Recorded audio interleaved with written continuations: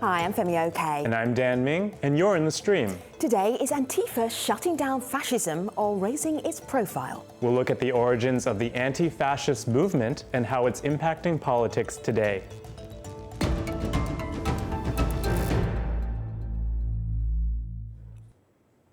Violent confrontations between the so-called alt-right and an anti-fascist action network known by the name Antifa are becoming more frequent in the United States.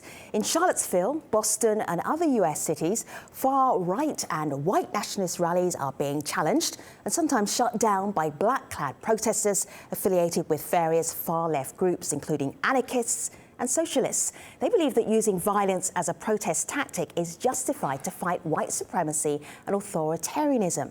So today we want to learn more about Antifa and their impact on present-day politics. With us to help us talk about this, in Hanover, New Hampshire, Mark Bray, historian and visiting scholar at Dartmouth College's Gender Research Institute. He's the author of Antifa, the Anti-Fascist Handbook. In London, Eleanor Penny, a political journalist and editor at Long Reads. She has participated in Antifa action and now researches far-left and far-right groups. In Bologna, Italy, Guillermo is a 26-year-old Antifa activist. He's asked us not to use his last name due to the nature of his work with Antifa groups. And in New York, Anthony Fisher, a columnist for the Daily Beast. Hello, everybody. Good to have you here. So if you watch the most recent headlines, you would think that Antifa was a modern-day movement happening around the politics of today. Let me show you something here.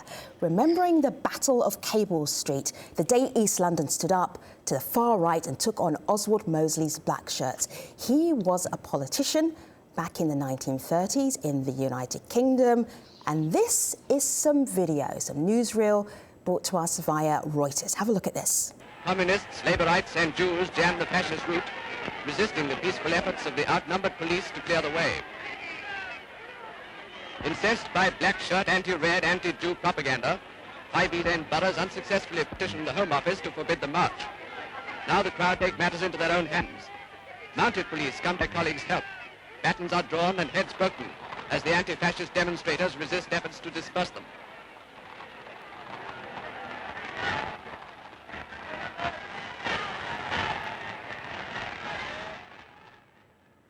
Eleanor, this is remarkable footage. This goes back to the 1930s. If we saw this on today's headlines, we'd be talking about it for weeks. So there's more to anti-fascism than what we're seeing right now. Can you explain the roots of it, where we're going, and the idea of where it comes from? It's not just something that's happening right now. No, of course, because of the propagation of the language of the alt-left as opposed to the alt-right, it's easy to think that, according to quite a lazy historical analysis, that anti-fascist activism is a product of the internet age, a product of angry young men on Reddit of a more socialist persuasion taking to the streets to exercise any sort of young men anger feelings. Mm-hmm. But unfortunately, were it so simple, the history of anti-fascism stretches back as long as you've had fascism. We're talking stretching right back to the 1920s of Mussolini's Italy. And there's a reason for that. We can't really think of anti-fascism as a formal network of activists who are all organising under the same rubric. Really, it's more useful to think of it as people who respond to the threat, the quite clear declaration of a mandate for murder that fascists are propagating on their streets. Now, in response to that, that's created an alliance of all kinds of different groups, and you saw that in the footage there. You have an alliance of socialists who have been organising in their causes for years, and just ordinary people, people who feel threatened, and rightly so, by the propaganda, by the legislation that is being pushed by these groups. Now, it's easy to think that, of course, the Battle of Cable Street was in 1936, yeah. And that kind of cleaves to an analysis that says, right, at one point Nazis were a thing, and luckily in 1945 we beat them. Hooray, Captain America! Hooray for Churchill! We're all sorted for the next, 60, 70 years. Unfortunately, that's also not the case. These battles, these street confrontations have really been rumbling along ever since the 1920s. You just need to look back, and as man was plowing down protesters in Charlottesville. People in London, in southeast London, were celebrating the 40th anniversary, my apologies, of something called the Battle of Lewisham, where you have exactly the same confrontation between organised fascists and people from a local area who realised that the interests of these fascists are directly opposing people just being able to get on and live their lives free of the threat of abuse and of harassment and of the real fascist violence that happens every time that they are permitted to walk the streets freely. Eleanor, we have people who are sending us their definitions of anti-fascism, and we have Tifa here who wrote us, the name is literally anti-fascist action. There's no secret agenda or conspiracy. It's just people trying to stop fascism, aka genocide, she says. Mark, I want to pose this tweet to you. Onuke asked us what motivates their cause. Mark, you've written a whole book on Antifa. Can you tell us why in 2017 people are taking up this banner? Right. Well, they're taking up this banner because fascism and white supremacy is yet again a threat. As our other guest pointed out, it never entirely went away. And it's really grounded in a historical argument which says that if you want to stop fascism and white supremacy from organizing, you need to stop it when it's in its infancy. You can't let it grow into a mass movement, because if it does, it may be too late. And so we can see in the era of Trump and the alt-right, but also in the era of the growth of mass parties around Europe and beyond, that there's a real concern that if you don't stand up to it now and treat it as if it could be the origin of a future mass movement, a future genocidal regime, it may be too late. Guillermo, you were saying that you are an Antifa activist. I know that that's what you do. Can you explain to our international audience what it is that you're fighting for and against? Okay, hi, and thanks for having me first. What I'm fighting against, for sure, is fascism. The words says that itself. And as Mark, the historian, was saying correctly, the rising of fascist movements, especially in Europe, needs to be stopped right away before it becomes a mass thing. And what I'm fighting for is for freedom and democracy, for sure, first. And I'm fighting against capitalism in the sense that fascism is being a mean of capitalism in various eras, in various age of our history. And it's becoming more clear, especially in Europe, that even though our constitutions fight and prevent fascism to rise again through parties, through movements that are not allowed legally to be alive, police and in general, institutions are protecting them to manifestate, to show, to demonstrate their ideas as if it was a correct thing, as if it was a right thing. Guillermo, so what I'm you're holding up a sign, and translate the sign for us. Sure, it's riapriamo la bar, and it means let's open la bar back. What happened in Bologna, in my hometown, in my city, just a month ago, was that the police evicted one of the biggest anti-fascist social centers in Bologna. The center was occupied, and it meant, and it grew a lot of important projects and important structure and important organization for the whole city that were very participated and very well known. Mm-hmm. The police decided to not take care of this matter into a political way, and they decided, because of the law that actually prevents fascism to be alive still in 2017, because of the law they had to close it down. And what happened were clashes, what happened was repression by the police, and we were... Guillermo, you sent us some pictures here. Talk us through these pictures so we can kind of go into your world and understand what you're doing. What's this one here? This one looks incredibly dramatic. This is yesterday's assembly. This is yesterday's assembly, and it's called on this hashtag that I'm holding on in this banner right now. Right. It's pretty big. It grouped up, I think, around 1,000 people, and those people are determined to open back our space, to open back our anti-fascist space. So you have a purpose in mind. You want to open up the space again. What's this? What's going on here? This is the demonstration that we had on May 27th against the new law that is called Miniti Orlando in Italy. Actually, the Democratic Party is the one that is governing Italy right now. But the things that are doing there is, they're here actually, they're not very democratic at all. In fact, what this new law does for us and for the migrants especially is shrinking and reducing our constitutional rights, meaning that pretty much the citizens, the individuals who live our society don't have the rights, for example, of migrating, the rights of movement, the rights of demonstration anymore. All right, so Guillermo, you've given us some concrete examples of what it is that you're fighting for, so we take it away from the theoretical and down on the ground. Dan? So I want to pose this tweet to Anthony. Anthony, get you in the conversation. Sarah wrote us. She says, I feel the attention on Antifa right now is very US-centric and ignores the rise of fascism globally in the 21st century. Anthony, what do you think about that and what's been said earlier in the show? Do you think fascism is on the rise? Well, I mean, fascism can be really a nebulous term. I think that it's unquestionable that xenophobia and far-right groups have risen to power in a number of countries, in Hungary in particular, in Poland. They've never really been completely excised from political life in Britain and France. The Trump administration is disturbing for a great many reasons. But would I put all of those specific governments and the people within them and the philosophies therein under the broad banner of fascism? Not sure. But I would say that there's absolutely reason to be concerned about racism, xenophobia, violence committed by the far right.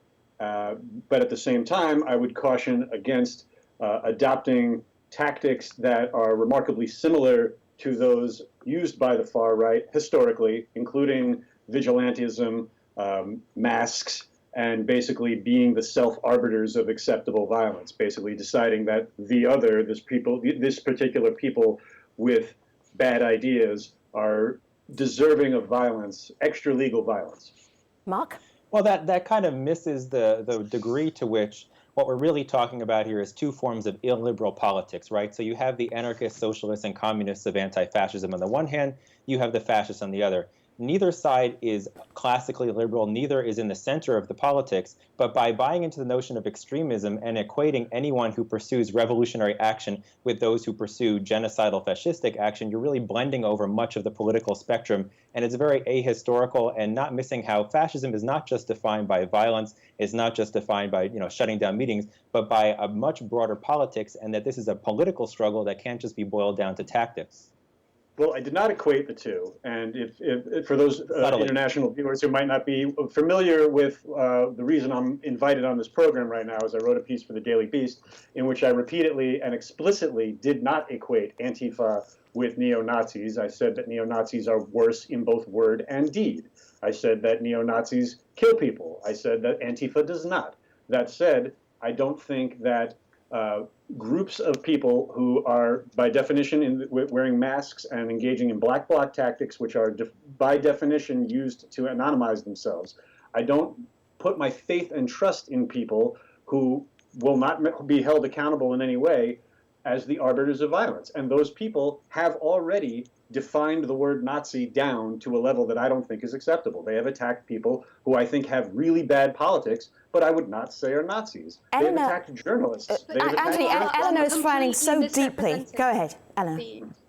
You're completely misrepresenting what the anti-fascist movement consists in. And I think, again, you're falling foul of a very ahistorical analysis, because if you look to, for instance, the battles against fascism in London, the people who were doing the legwork, not just resisting physically when it comes to physical confrontation necessary as an act of self-defense, but who are doing the real work of community building and reaching out to people before they are attracted by these really, really extreme ideas, those aren't only the people masked up. They're also, grannies and your mom and your friend next door. This is a real community effort. But also, I want to pick you up on the issue of anonymizing yourself. I want to really, really firmly push back on the idea that because you mask up, you are somehow illegitimizing your voice. No, what you're doing is you're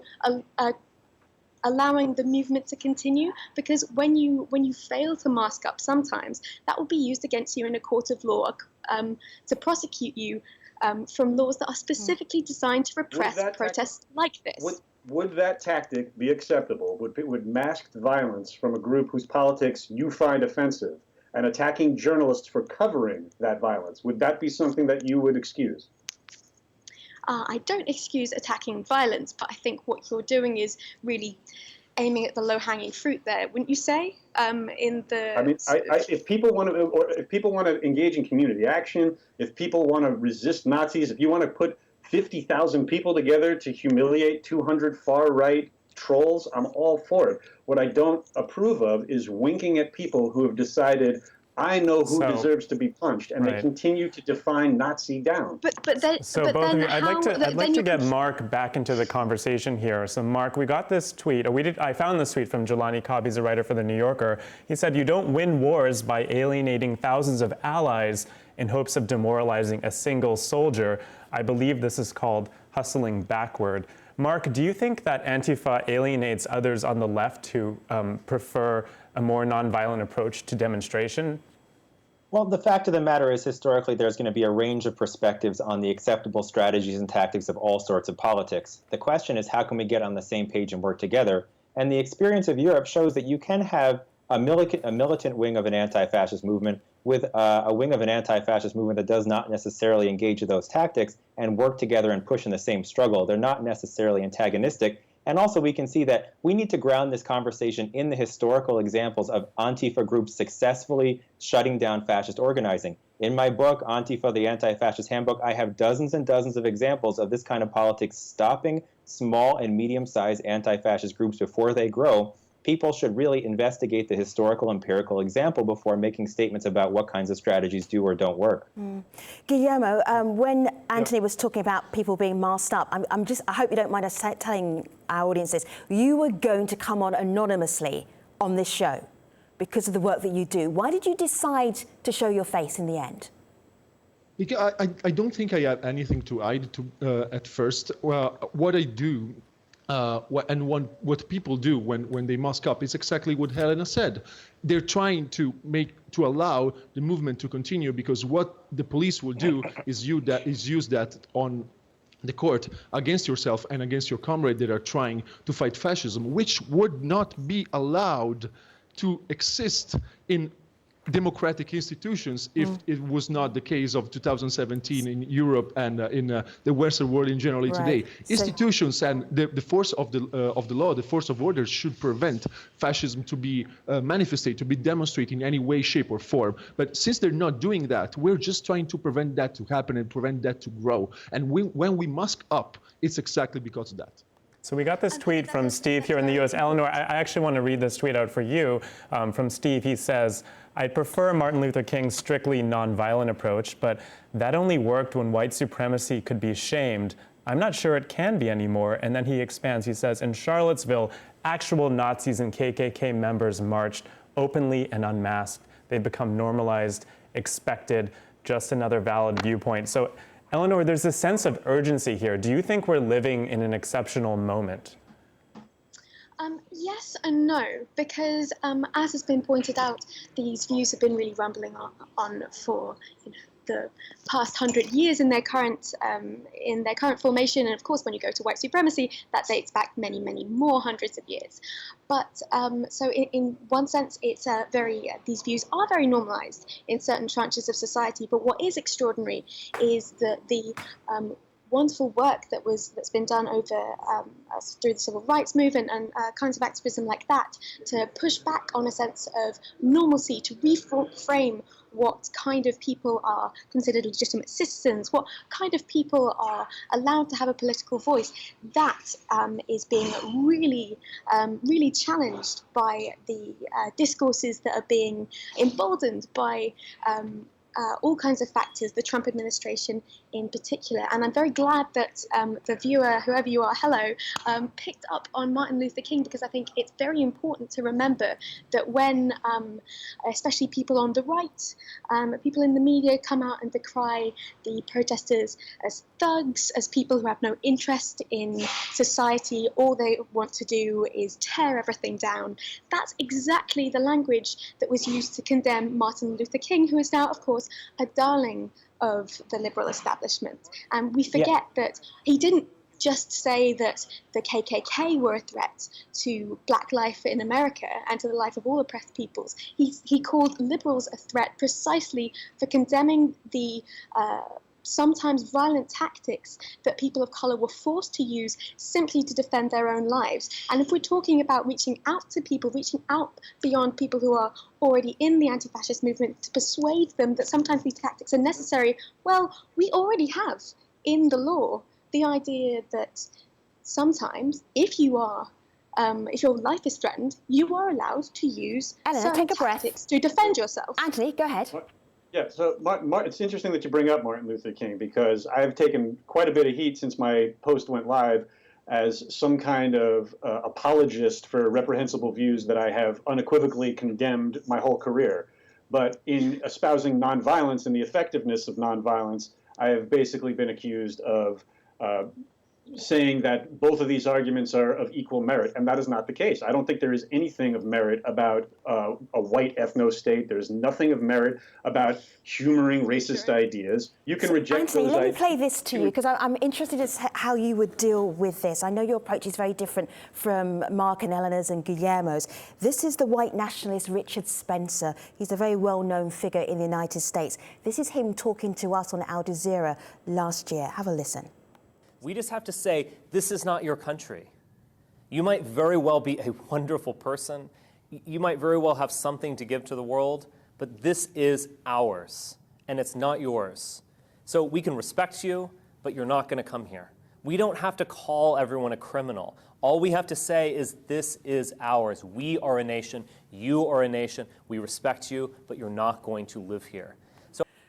So he was referencing there not just immigrants in the United States, illegal immigrants, any immigrants. We don't want you in the United States. You don't belong here. We don't care if you're legal or not. This country is ours. It's white. It's European. Go home. That's what he's saying. How do you deal with that? That's now going mainstream. I mean, I don't know how mainstream it's going. Let's remember that the protest in Charlottesville, which was widely advertised, that had all the all-stars of the alt-right, and they only were able to get 200 people to show up to that thing. Right? So I don't know how mainstream it specifically is. And quite frankly, Richard Spencer is somebody I would ignore. He does not have a tremendous following. He really isn't famous. He doesn't have political power. When he shows up, Anthony, but he is infamous, which is a different kind of thing. But when he shows up at even right-leaning events, he's thrown out. He's physically thrown out. He is not acceptable. I mean, now.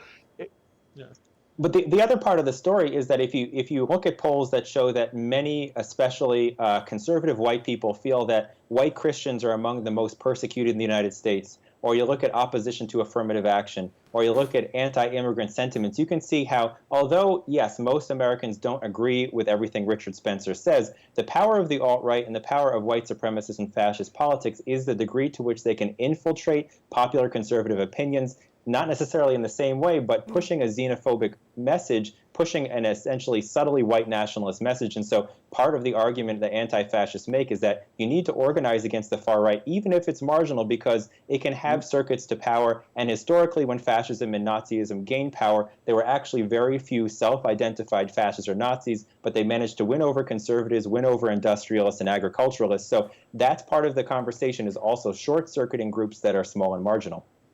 I think, if I may, I agree largely with the point there, but my concern, speaking specifically of protest, I am 100% pro-protest. I'm actually looking out for the interests of people who would protest these people. I want mass movements against these people, but I fear that the violent tactics of a few will lead to a crackdown by the right-wing government that we all don't trust right now. I believe everyone can agree with that. I don't want to empower them with propaganda that they can use to crack down on the peaceful. You assume too much, Anthony, but I take your point. Anthony, Guillermo, Eleanor and Mark, we are going to have part 2 of this conversation. We're going to be talking about tactics of the anti-fascist movement. So we'll be doing that in the next episode of the stream. But before we get there, with a preview of that, I'll give the last word to Antifatwa on Twitter. She wrote, any neo-Nazi alt-right group is dangerous because their end political goal is ethnic cleansing. We need to defend ourselves.